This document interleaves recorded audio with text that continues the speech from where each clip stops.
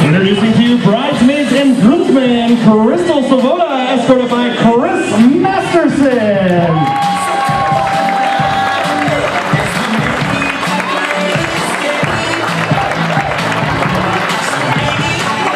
Karen Hudson, escorted by Jane Svoboda.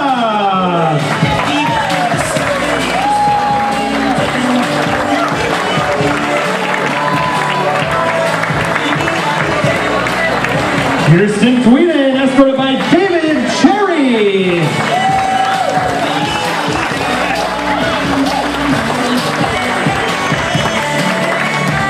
Jen Prohaska, escorted by Brad Ware.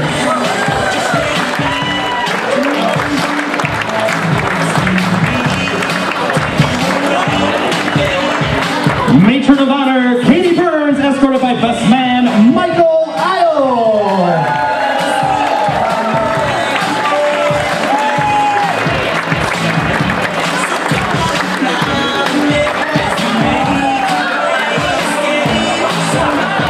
Ladies and gentlemen, I'd like to ask everyone on their feet at this time. Let's give a warm welcome to the newlyweds. Ladies and gentlemen, introducing to you for just a second time, say hello to Mr. and Mrs. Nicholas and Keri Eull.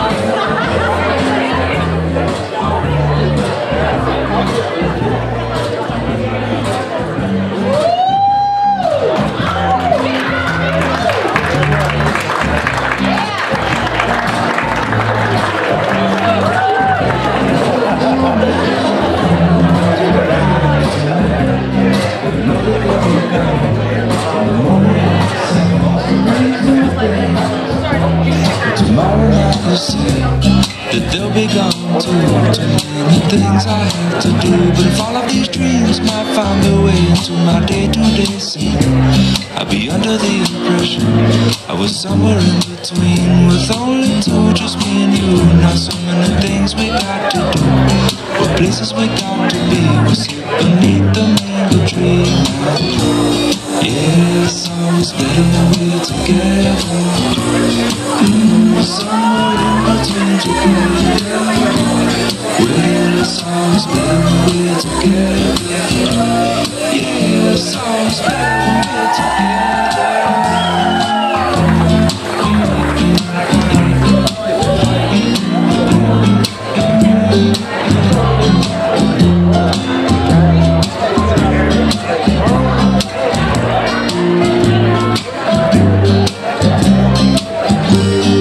I believe in memories, they look so pretty when I see in our way.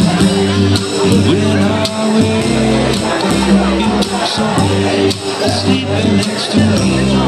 But there is not enough time. Excuse me. First thing I'd like to say is dessert before dinner. I just want to say welcome to everybody, family and friends, for helping us celebrate this joyous occasion. And special thanks to Paul and Nancy Eull for not only for their monetary contribution to the wedding, but an awesome rehearsal dinner last night, and doing such a great job raising Nick into the wonderful person he is.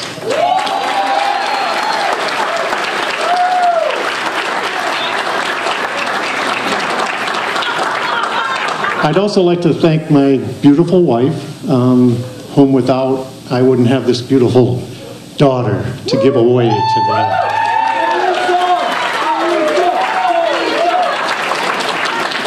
It's funny, I remember when Nick called me into the kitchen to ask me for Keri's hand. We went in the laundry room and I thought, oh, Nick wants to come clean about something.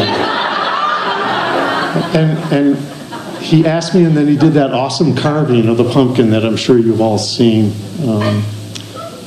the Marry Me pumpkin. Oh, yeah. And so I asked him afterwards, I said, were you nervous when you asked Keri to marry you? And he goes, not as nervous as asking you. And I think that was the first time in my life a police officer called me over to talk to me, and he was more nervous than I was. I found a saying about couples that may all sweethearts become married couples and all married couples remain sweethearts. I'd like to propose a toast to the bride and groom. Oh yeah, my glass.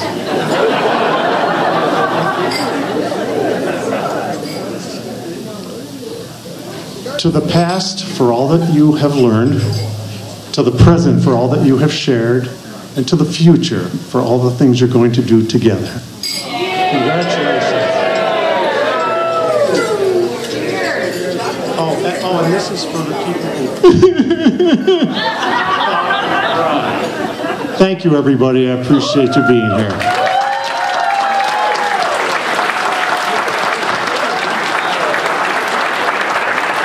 The king of the one-liners. Do you hear me? I'm talking to you. Across the water, across the deep blue.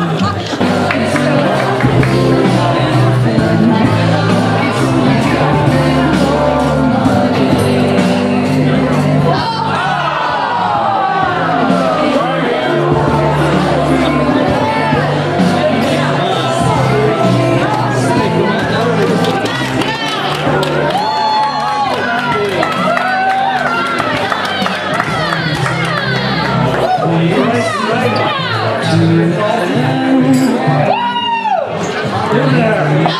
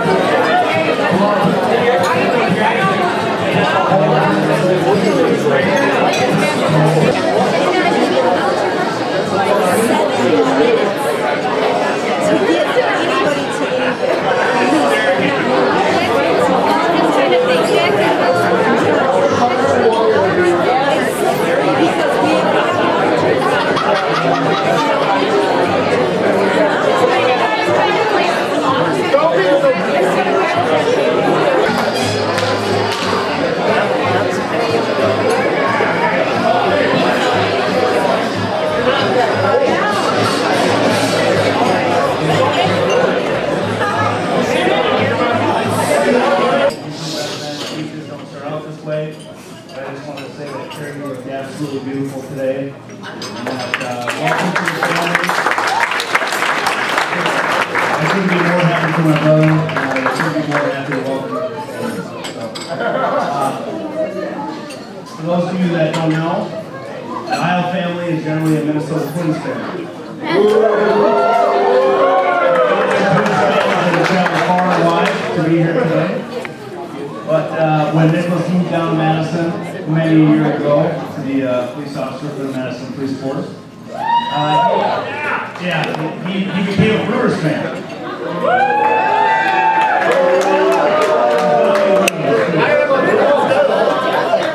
Those of you that don't know, the Svoboda family is they bleed Cubs.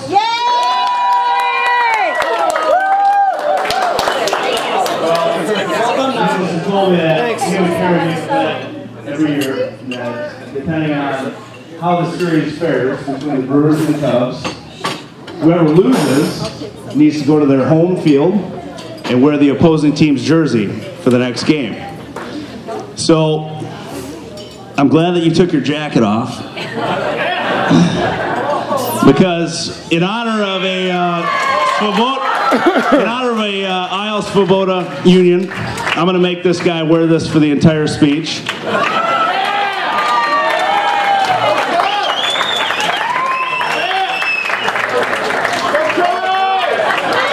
It's very flattering. It's very flattering. Don't spill on that. The funny thing about this jacket, he's been hiding it in the basement for about 10 years, and I figure we better get some use out of it. I think he's basically a closet Cubs fan. You can come out now. It's okay. You're joining the Svoboda family, and it's okay. You can wear it. So, anyways, in all seriousness, Nicholas, a brother couldn't ask for a better brother. I've looked up to you my entire life. Yeah, no. Don knows. One of the reasons why I look up to you is that you are one of the most passionate human beings that I've ever met in my life. A couple of stories just to illustrate how passionate Nicholas is about life and the stuff that he loves. If I can make it through it. I remember Nicholas, his senior year, I was younger and I didn't play football in high school. Until his senior year, they lost in the state tournament. And it was the only time that I ever saw my brother cry. And it was because he was so passionate about what he did. And it was very hard for him to fail something that he wanted so bad. So I've always looked up to that. I ended up going out for football in high school.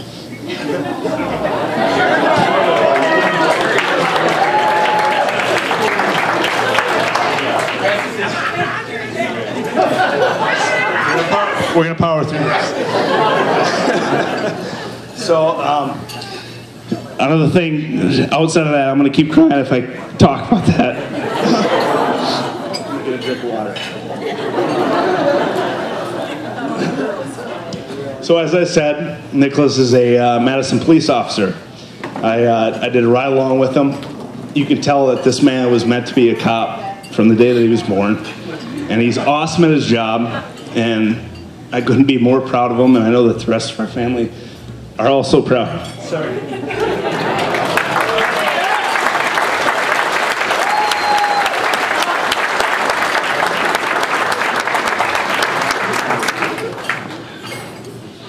This is a little funnier, so I'm not going to cry. Another way that you can tell that Nicholas is extremely passionate is whenever he has a couple of cocktails. It's a little bit of a curse of our family that we get a little bit louder every time. Every drink we get a little bit louder, so we keep yelling on top of each other, but the reason why is because we want you to hear what we're saying, and we really mean what we say.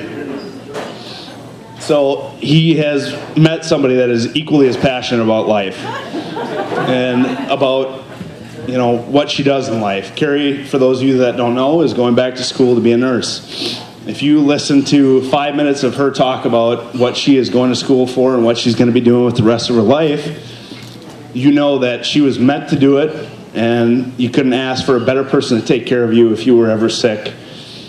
She's also extremely passionate about family. She gives one look to Don and Lisa, and I know that she cares about family, so you know that she's a great person. When Nick met Keri, Nicholas and I went out to New York City shortly thereafter. These two passionate people met each other, and I had never, Nicholas had dated girls before Keri. He had dated girls. He had dated girls before Keri, but when we went out to New York, you could tell that it was extremely different. When we were out there, we were having a great time, but I could tell that Nicholas couldn't wait to share it with Keri. And he told me that he met this girl that loves rock music, so I knew right away she was perfect for him. But we went to dinner one night. I think it was like the last night that we were in New York City, and Nicholas started talking about Keri. I said, "Tell me about this girl. Like, let me hear about who you've met and who you're dating right now." And I've never seen this guy's eyes light up the way that they did when he talked about her. And you could just tell that he was waiting to get home to share everything that we'd done on the trip, and that I could truly tell. I know it sounds kind of cheesy, but I could tell that they were meant for each other, and that Nicholas doesn't say yes, I found it, until he's actually found it, and that was basically the vibe I got. So I just I want to raise a glass, and I want to say that not often two people find each other and they're truly meant for each other. And what I want to say is, Nicholas and Keri, just absolutely enjoy each other for the rest of your lives, no matter how big or small the event is or what you're doing. Just love each other and treat it like today, like you just got married and you're having a great time. And cheers. I love you both.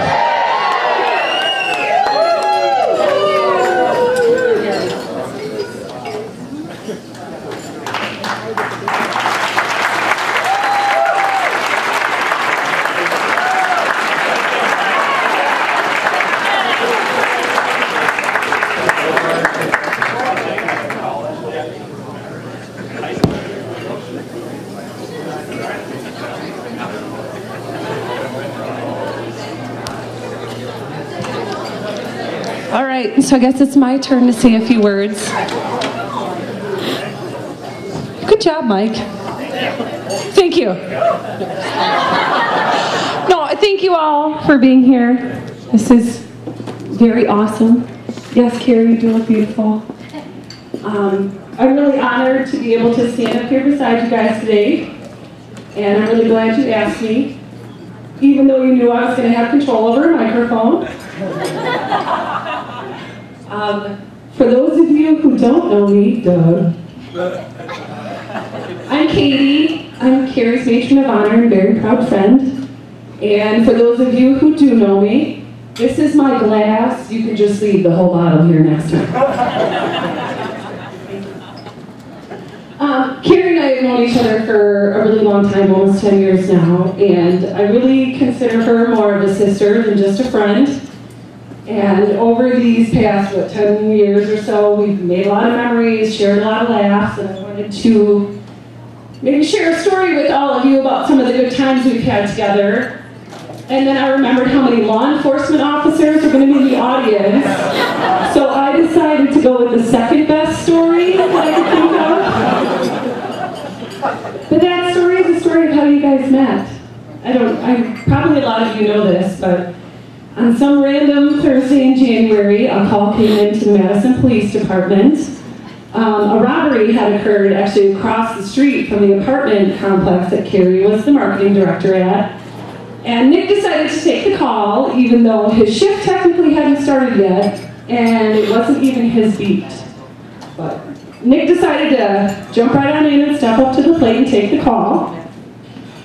So he decided to go over to the apartment complex that Keri was working at. She actually wasn't there at the time. She had been out of the office that day for an appointment, had almost played hooky from work, and then decided to go in that last hour of work, pulls in and sees the flashing lights in the parking lot. But she happened to notice a little more than that, and decided to invite up the quote-unquote hot cop up to her office to discuss the case, as it goes. And the rest, as they say, my friends, is history. And not only, now if we stop and think about that, not only is that story like obnoxiously romantic and cute, but it's pretty amazing. I mean, think of if they had done anything differently that day, we all wouldn't be here right now. And to me, that just defines fate. And fate is actually defined as something that unavoidably befalls a person, fortune. It is described as that which is inevitably predetermined, destiny, and a prophetic declaration of what must be. And if that story doesn't scream fate more than flashing lights, I don't know what would. So and I know deep down inside that this is actually a big indication of how the rest of your life is going to play out. Just perfectly, everything will fall into place for you guys. Separately, you two are very remarkable, special people, but together, I see you as complete.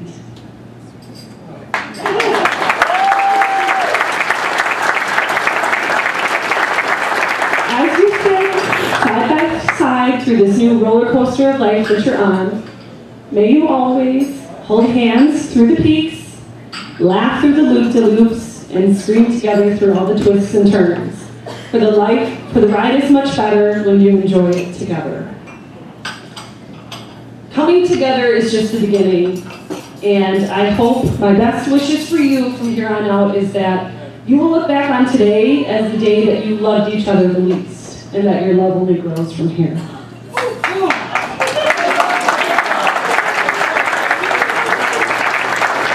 As a married person, I guess the two pieces of advice I have for you that success for a happy marriage is a good sense of humor and a very short memory. So I would like to raise a glass and kind of finish this all with a quote for our most beloved PBS Happy Trees painter, Bob Ross. Let it happen. We don't make mistakes, as you know. All we do is have happy accidents in our world. So the worst thing that can happen here is wonderful. So here's to turning your mistakes into happy accidents and all the wonderful in between. Cheers to you guys. Thank you.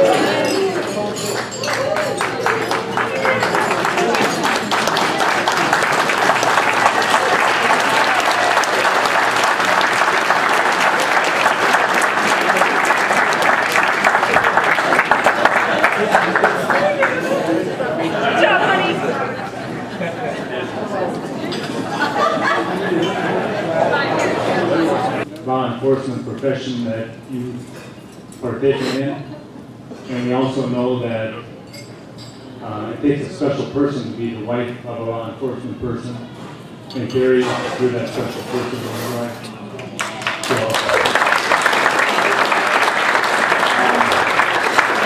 we also have the honor tonight to have the presence of many police officers, many from Madison, including we got Brad, Chris, we got Paul, one of the ushers, we got Dave Cherry here from Evanston.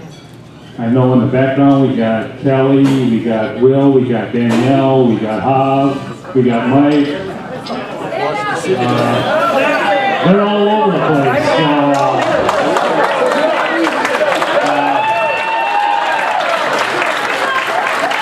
So I'd just like to take this point that we all appreciate what you and all the law enforcement people throughout the country do for us, protecting us and our families each and every day. So, salute.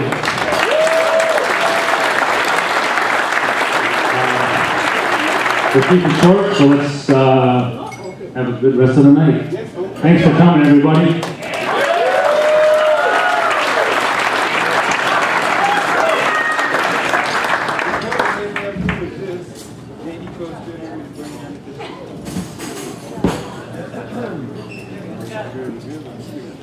Oh, yeah.